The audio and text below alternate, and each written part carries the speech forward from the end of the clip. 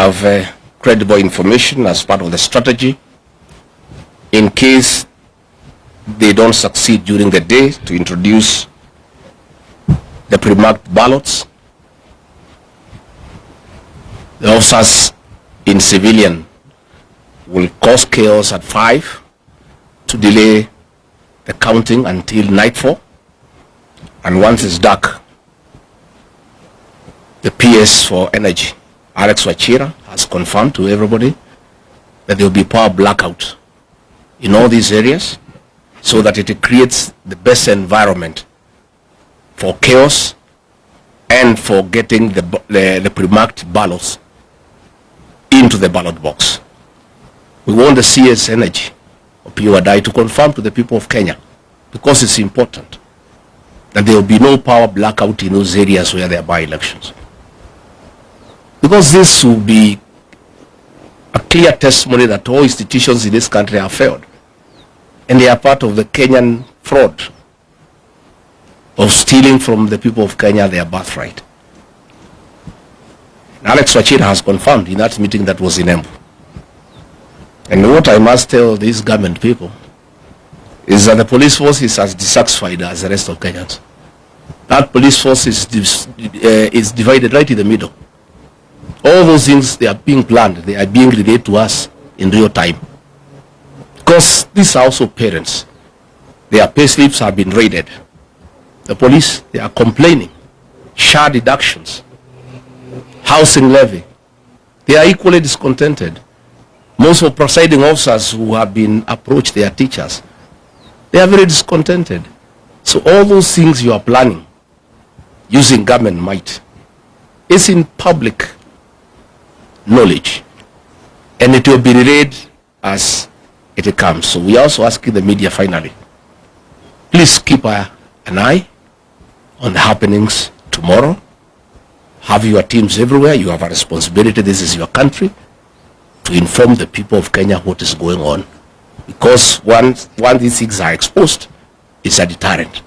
So please let the media help the people of Kenya by having live coverage of all these by-elections, so that people of Kenya can see what's going on. And you are lucky that we have given you an update of what is happening and what to expect. So also carry rubber shoes, because the goons, I'm sure, they have instructions to descend on you. I don't want to scare you, but because I'm a truthful man, it's just to tell you the truth. Because I know they'll want to intimidate the media, to grab your cameras.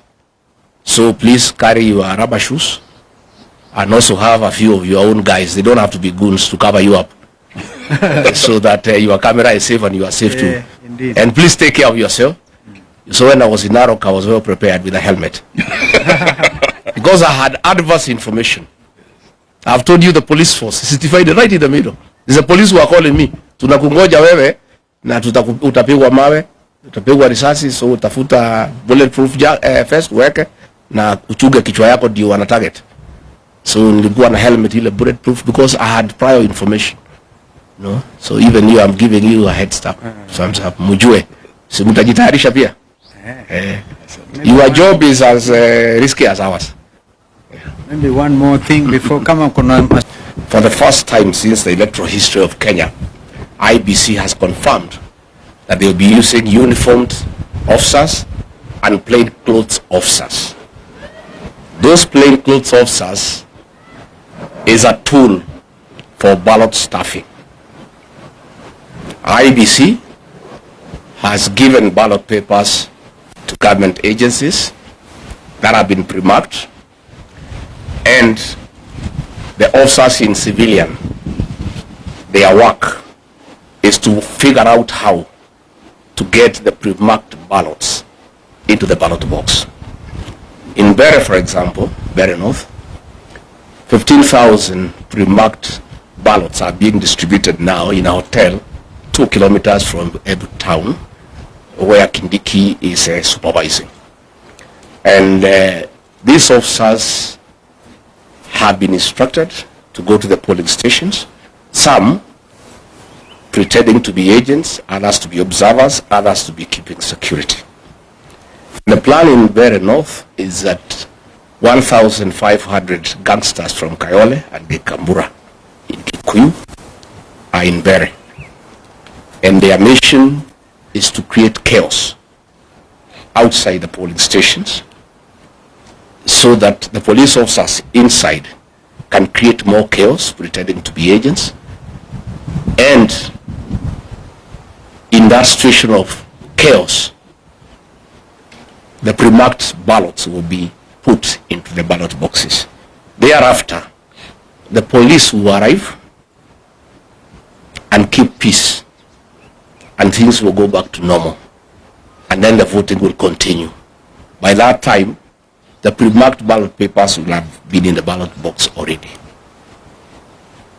We are therefore saying, and the CEO of IBC, Marjan, is in Mbeere North himself overseeing that exercise. Let me ask government not to provoke the people of Mbeere North and the people of Kenya. Those people will not accept that situation. And I can tell you they are aware and they are waiting. And I think for IBC, they have lost an opportunity to work on some credibility where Kenyans can believe that they can be trusted to oversee the general election. So let me ask the people of Mbeere North to be vigilant, to go and vote, and hang around. And when there is a signal that the goons and the police have brought chaos, they too must come and protect their vote, because it's their right and it cannot be taken away from them. In Narok town, the governor has mobilized goons with the help of the Murang'a women rep and Betty Minor, again from Kikuyu, from Kayole, to go and intimidate members of the Kikuyu community in Narok town because they are perceived to be against government, and to make sure they do not vote. I was there on Monday. There was a lot of violence by goons under police supervision in broad daylight. And I want to ask the members of the Kikuyu community not to fear to go and vote, because they are Kenyans and they have a right to live anywhere in this country, and they have a right to vote for whoever they want to vote for. Our party has organized adequate security to escort them to go and vote, and they should do so without fear, because if they buy fear, this will set the stage for the rigging of the 2027 general election. So let us say that if William Ruto and IBC think they will rig the 2027 general election, they will be in for a rude shock. Admittedly, I think the by-elections are a trial run on how they can rig the 2027 general election. For us, it's also very good, so that we see how they do it, so that we learn and we prepare. But I can tell you with certainty, the people of Kenya will not be intimidated to elect people they don't want. And Kenya is not Tanzania. This is a totally different country with a very resilient population who don't buy fear and who are not easily intimidated. In Mbeere North, William Ruto has spent over 700 million shillings trying to bribe voters. And on the eve of the closure of the campaign period, the people of that area are through with that money. They want to go and vote their men, and that is why now they want to stuff the ballots. And it will not work, and it will not happen. And it is wrong for government officers sitting somewhere in a hotel outside Embu to think that they can go and stuff ballots into ballot boxes where the people live. It is very difficult. It's not easy. So we want to ask IBC not to allow officers into polling stations. And we have asked our agents to demand from the presiding officer that all agents are frisked for weapons. Nobody is supposed to carry a weapon inside a polling station unless it's an officer who is uniformed. Anybody else, whether you are an agent, whether you are an electoral official, you cannot carry a firearm inside the polling station. Those firearms are meant to intimidate the other agents, to intimidate the electoral officials, and therefore we have asked our agents to refuse the voting to begin until all people inside the polling station have been frisked for firearms, so that there are no firearms within the polling station. And I think once that has happened, voting should go on, and the counting should go on, and whoever has won should be announced. We have asked the people of Barren North, after voting, all of them to proceed to the tallying center in Chicago, so that they can protect their vote. Because we cannot agree a few police officers organized by government to intimidate an entire population. It is not acceptable. It cannot happen. But the most annoying thing is that IEBC has the guts to print ballots and give them to government. It's so sad. And they expect anybody to believe they can carry out a free and fair general election. They are going to set this country on fire. If those ballots are introduced tomorrow across the country successfully, because Kenyans will know, because the agents will be there, the police will use force, those activities will be recorded, and it comes to the attention of the people of Kenya that IEBC with the government want to introduce ballot papers that are pre-marked, Kenyans will be ready. And it will not be easy. And they will set this country on very, very, very serious tension for the next 2 years. I can tell you with certainty that if they try the rigging of these by-elections, this country will be on political mood from tomorrow up to 2027, and no work will be done in this country. People will be agitated, people will be angry, and people will not accept that a government can enforce, can force leaders on them. So let me ask the people not to fear, not to be intimidated, to go out and vote and protect the vote. They must remain vigilant under all circumstances, no matter the threats, no matter the level of intimidation. This is our country. We have no other country to go to, and the right to vote is absolute, and it must be protected under all circumstances. Thank you. Thank you.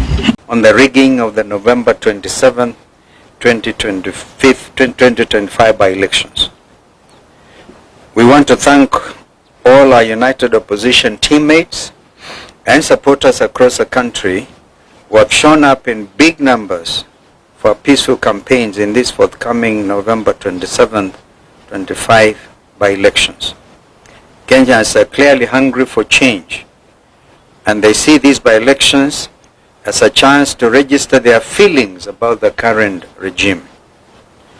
That dissatisfaction is real, and the regime knows it. That is why they are trying every trick to frustrate the people's will ahead of tomorrow's vote. But Kenyans are alert, and they are ready. From the mountain to the lake, from the ocean to Kisii, the message is the same, #Guantam. During these campaigns, we have sadly witnessed a series of disparate and well-coordinated attempts to subvert the will of the people. Number one, the heavy and intimidating deployment of police officers, many of them in plain clothes, accompanied by brutal attacks on opposition leaders and supporters. The intention is clear: to scare voters away from coming out in numbers they intend to tomorrow. We have seen this in Narok Town, in Malava, and in Barren North. Unmarked famous Subaru foresters have been roaming Chicago and Malava not to protect citizens, but to intimidate them. This is unacceptable in a democratic nation. Number two, the shameless bribery and manipulation of voters by senior state officers, including MPs, MCAs, chiefs, PSAs, CSAs, speakers of both houses of parliament, as well as county assemblies, the prime cabinet secretary, the deputy president, and the president himself, all misusing state machinery, including government vehicles, relief food, and non-food items like mattresses and blankets meant for disaster victims. And even letters of appointment to Kenyan embassies issued in public barazas. I think we have all seen this. This is a misuse of public trust and public resources. Call it plainly abuse of office by this current regime. Number 3, we have credible information that the serialization of 820 printed ballots, that's very important, 820,000 printed ballots was not done correctly and not properly inspected. This has created a dangerous loophole for ballot stuffing through extra or unaccounted for ballots. We are further aware that 30,000 pre-marked ballots have already been dispatched to the targeted battleground areas of Magarini, Malava, and Bere North through compromised presiding officers. This strikes at the heart of electoral integrity. 4th, we have seen extended and illegal campaigns conducted by regime agents well beyond the official campaign period, escorted by police officers and accompanied by hired goons.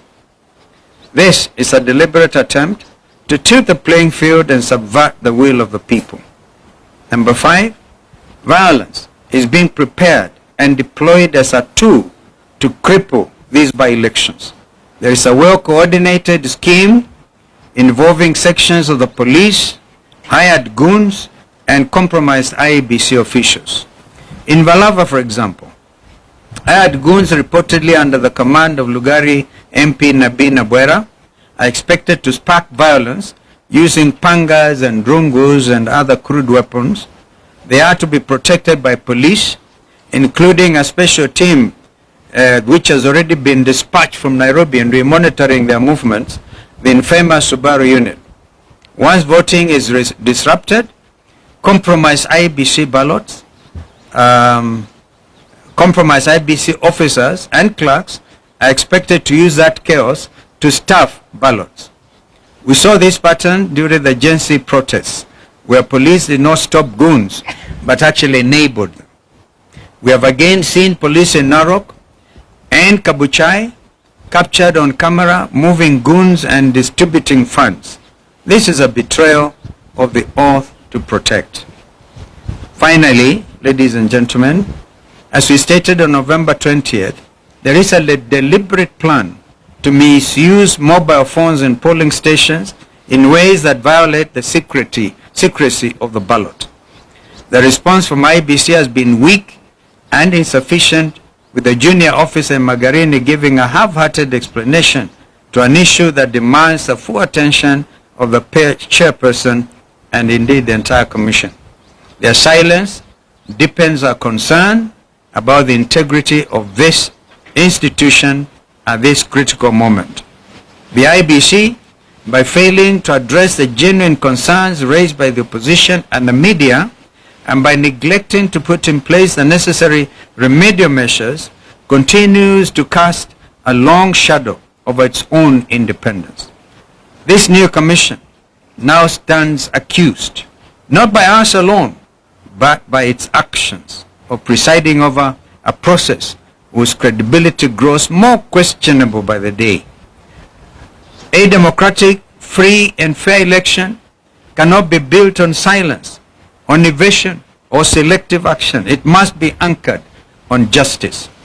We therefore demand that the IBC rises to the moment and A, confronts and overcomes the challenges facing this by-election. This is the first true test of the new commission. They must either overcome these challenges or be overcome by them, squandering the little trust Kenyans still hold. The commission must assure all Kenyans that it is not entangled with broad-based masters. B, to our supporters across the country, come out in large numbers and vote for all united opposition candidates. Remain peaceful, but also remain vigilant. Document every irregularity and promptly report every form of electoral malpractice witnessed in your constituencies or in your wards. To our agents, you have been prepared for this day. Confirm that all ballot boxes are empty before voting begins. And check even any possibility of open windows where things could have been brought in and sneaked in. Do not abandon your stations until polling is fully concluded. Report every incident, from attempted inducements to photo taking inside booths to any form of voter harassment by police in uniform or in plain clothes. To the media, election observers and civil society organizations, please maintain maximum vigilance at all polling stations. Shine the light where others attempt to hide the truth. Expose every malpractice. This is what is expected of us as citizens of this country, that we have to dig in for democracy. The desperation of this regime is obvious to all. They are hanging by a thread. The writing is on the wall. The die is indeed cast. No amount of public money, no deployment of police, bullets or tear gas, and no intimidation of opposition leaders and supporters will succeed in silencing the will of the people. And to the broad-based operators clinging to their last straws, let it be known the people have already spoken. At this defining moment, we urge Kenyans to stand firm, stand peaceful, and stand together. Let us prove once again that no force, however desperate, can overcome a united and a determined people. The will of Kenyans is sacred. It cannot be bought, it cannot be bullied, or indeed it can never be broken. Tomorrow, let us vote with courage, guide the vote with vigilance, and move forward with faith, knowing that the truth may be delayed, but it cannot surely be denied. May God bless Kenya and all of us. My colleagues may want to add, but to do that aspect I talked about, the 820,000 ballots already printed. They were printed out in Greece, and the policy for by-elections has always been, you print locally. The Kenya Literature Bureau, for example, has been in that business. And it is also important to know that no certificate, and we want IBC to prove us wrong, no certificate of inspection and receipt has been received. So we are aware that this has been a quiet thing. And as we speak, Mr. Marijan is on the ground in Bere to try to make sure that what is already been planning, as we said the other day when my colleagues were out on the field, last Thursday in particular, we did point out that Marijan is under instructions of the former commissioner, Professor Guli, who is William Ruto's political advisor on matters to do with IBC. So IBC, you are clearly on notice. So please, when the agents are there and the names are read out, I'll give an example. Any vote ya Karis in Bere North, if the clerks read Karis, please agents demand to see the marked ballots. And at the end of it, before the presiding officer presses the send button, please ensure that the numbers that have been now kind of identified and announced, are also the same figure that will get now transmitted by the send button. We are saying this because we are aware in the case of Mbeere North, 15,000 ballots have already been particularly voted. They have already marked them. And so the idea is that they are going to make them, they all be met now at the constituency tallying center. And therefore, because of the lack of serialization, which you have talked about, anybody can mark and serialize everything. So we are pretty aware, and I must thank Kenyans. Kenyans are very smart. That's why my brother said they cannot be like some of our other neighbors. This is Kenya. Thank you. Labda wenzangu wameongea Kiingereza, wacha ni seme kidogo kwa Kiswahili. Na nieleze Wakenya wazalendo ya kwamba tumepata habari ya njama la kuiba kura serikali hii ya broad based.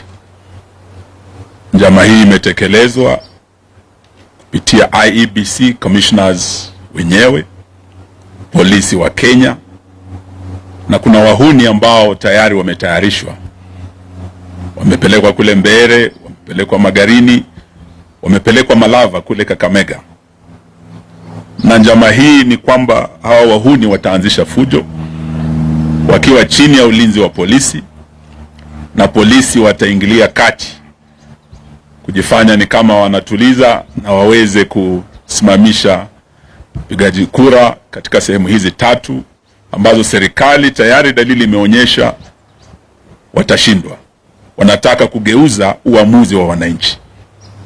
Yetu leo ni kuambia chairman Ethicon na commission ya IEBC ya kwamba wana nafasi nzuri sana kuonyesha ya kwamba hii ni tume huru isiyoegemea upande wowote. Kupitia yale ambayo malalamishi tumefikisha mbele yao, kuanzia na mambo ya hongo kwa wapiga kura, haswa jana kumekuwa na women rep wa Kakamega BLC Mahanda akigawa chakula cha msaada, relief food, mchele, maharagwe, akipeana mattress na blanketi ambazo mimi nilikuwa napeana nikiwa waziri wa special programs. Wale wamepata majanga kule Turukana, mafuriko kule Nyanza na kwingineko. Hii ni chakula ya dharura kusaidia msaada wale wameumia. Sio wapiga kura, wakulima wa bidii ambao wana chakula chao, lakini wanatumia chakula cha serikali, mattress za serikali kununua wapiga kura wapigie kura. Sio hiyo tu, njama ya pili kando na hongo ni kutumia fujo. Na hii fujo itakuwa kupitia hawa wahuni na polisi. Silaha hizi mbili za hongo na fujo tumejua zitatekelezwa wapi na nani. Kama Malava, nimetoka huko jana, mbunge wa Lugari Bwana Nabina Bwera, tunajua ya kwamba wewe ndio komanda ambao umepewa jukumu hilo. Tunajua ya kwamba Mheshimiwa Wetangula, Mheshimiwa Mudavadi, Mheshimiwa Oparanya na viongozi wenzetu kutoka magharibi mwa Kenya wamekuwa kwenye njama hii wakiongozwa na none other than Faruk Kibet, msaidizi wa rais, karani wa rais. Sasa ndio mdosi wa hawa jamaa. Kile anasema is what goes in Malava. Ameishi kule mwezi mzima hajaondoka. Na leo tutataka tumwambie Bwana Faruk Kibet, ile njama umepanga tunajua. Kulikuwa na njama ya kwamba viongozi waweze kushikwa. Mheshimiwa Senator Halwale is targeted for arrest. Tunajua kuanzia usiku huu niko natafutwa. Senator Cleo Malala, governor anatembea, na viongozi ambao wanaongoza kampeni zetu. Hii njama wanataka waweze kutisha wananchi wasijitokeze kupiga kura wakisikia viongozi wao wameshikwa, na polisi wengi wamemwaga watu waogope kujitokeza. So siku ya leo tunataka tuambie tume hii, mtihani huu msiopita, mjue ya kwamba tayari mtakuwa umeanguka. Kama ni mock exam, this is a litmus test kwa tume hii. Na Bwana Ethicon with your commissioners, trust is earned. The confidence in the public is earned. And once you lose it, you can never recover it. This is like virginity, once lost can never be recovered. You have an opportunity. Muna nafasi nzuri kudhibitisha wazi ya kwamba ninyi ni tume huru. But beginning tonight, going into tomorrow, mjue ya kwamba kama viongozi wa upinzani twajua zile njama mumepanga na mtahusika. Sitaki niseme mengi, niombe ya kwamba wapiga kura, supporters wetu, msiogope, mjitokeze. Tutakuwa nanyi kuanzia usiku wa leo hadi usiku wa kesho, kura zikihesabika. Tuko na vijana wetu wamejitokeza. Uamuzi tayari vile tumetembea kama United Opposition, tukiwa Kakamega, tumekuwa Mbeere, tumekuwa Magarini, wananchi wa Kenya washaamua. jaribio la kugeuza uamuzi wa Wakenya laweza likaleta maafa kama yale tumeona Tanzania. Na haya tunaambia Bwana Ruto, Kenya si Tanzania. Lakini huenda ukageuza Kenya kuwa Tanzania beginning tomorrow, kama yale Suluhu alifanya kule Tanzania, na watu wastaarabu kabisa wa Tanzania wakajitokeza. It will be worse in Kenya if you try. Let the people decide. That is the essence of democracy. Do not try to subvert the will of the people. Hiyo ni ilani tu tunatoa, na tunasema ya kwamba wapigaji kura mjitokeze. Ile fujo tumeona pale Kabuchai, nimekuwa na Mheshimiwa Gachagua kule Narok, ile fujo tuliona pale. It is very clear that this commission has been compromised, but you have 24 hours to prove yourselves. Asanteni sana. That's one minute. Yeah, sure. I forgot one thing.